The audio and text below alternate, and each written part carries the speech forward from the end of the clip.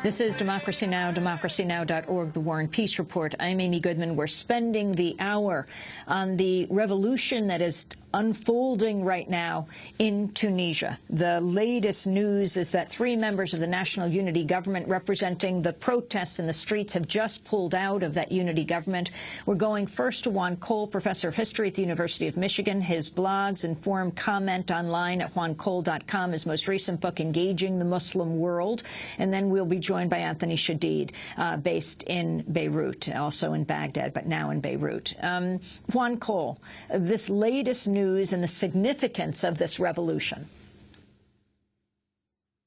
Well, this is the first popular revolution since 1979, but it's distinctive in that the Iranian Revolution in 1979 was ultimately taken over by the Ayatollahs, by a clerical elite. And so it didn't develop in a democratic direction. Whereas this revolution so far has been spearheaded by labor movements, by internet activists, by rural workers. It's a populist revolution and not particularly dominated in any way by Islamic themes. It seems to be a largely secular development. It's occurring in a Sunni and an Arab country, unlike Iran, which is Persian and Shiite. And it's occurring in a country that has many similarities to other countries living under authoritarian regimes with limited employment opportunities and a kind of long-term economic stagnation. So it's something that other Arab countries might well look to, the publics at least, for inspiration. What about the coverage? As I raced through my TV dial this weekend, trying to find coverage, it was extremely difficult to find coverage of the revolution in Tunisia. Oh, the U.S. 24-hour cable news networks fell down on the job with regard to Tunisia. Ben Wademan, a veteran reporter at CNN, made heroic efforts, did get to Tunis. I don't get a sense that his dispatches were put through by his editors back in Atlanta. And mostly you couldn't find out what was going on in Tunisia from television, from American mass media. You had to be on the internet. There's a Twitter channel, CD Abu Zaid, which is excellent. There are Facebook formats. The French press, if one knows, if you read French, was much better. But the American corporate news just blew off this story. They're not interested in it. They don't seem to think it's important. Or maybe they're a little bit afraid of it, because it is, after all, a revolution made by workers, and American corporate media are a little nervous about things like that. Juan Cole, what if it was an Islamist revolution? Well, had this been a revolution led by the Muslim party, the Nahda, by the longtime opposition leader Rashid Ghannouchi, then I'm quite sure that it would have been 24/7 coverage. It would have knocked off of the news many of the fluff stories that dominated it. But since it was a labor revolution and an internet activist revolution, it wasn't seen as connected in any way to the master narrative of American foreign policy, which is now still the war on terror, even though they don't call it that. And Al Jazeera's coverage of this, Juan Cole? Very hard to get Al Jazeera on television, terrestrial television in the United States, of course. I think Toledo and Burlington, Vermont are the only places that you can get it on cable channels here. Yeah, and Dearborn, I think, has it. But and the Washington, D.C. area, you can get it on the Verizon network.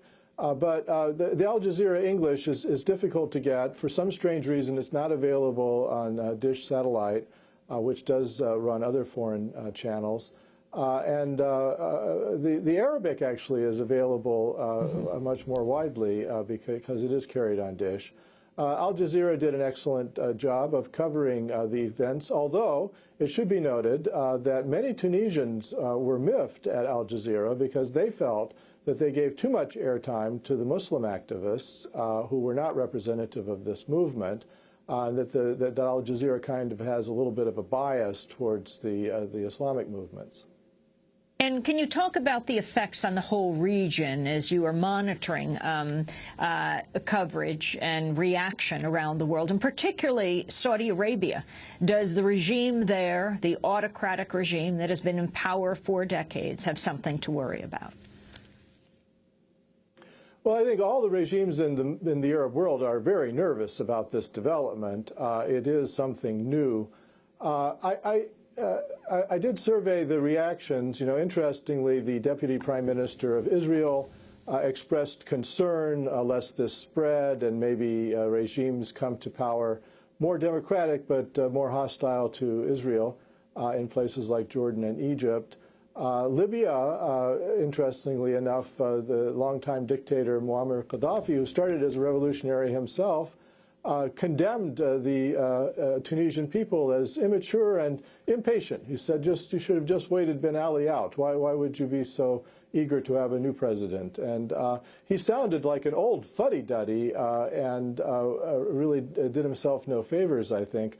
And of course, he was mainly speaking to his own people, pleading for their patience. Other countries were much more circumspect.